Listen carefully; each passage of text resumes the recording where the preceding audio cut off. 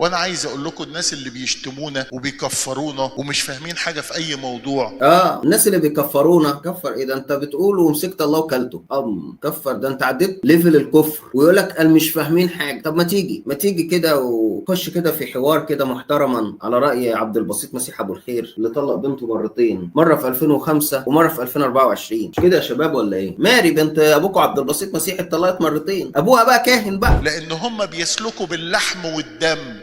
لكن احنا لا، احنا بناكل اللحم والدم. هم بيسلكوا باللحم والدم، لكن احنا لا، احنا بناكل اللحم والدم بتاع المسيح، فاحنا احسن منه. هتسلك كده هتلاقيني انا كلته. شفت بقى انا اجمد منك ازاي؟ يعني اللي انت سلكته انا كلته لحم ودم رسمي.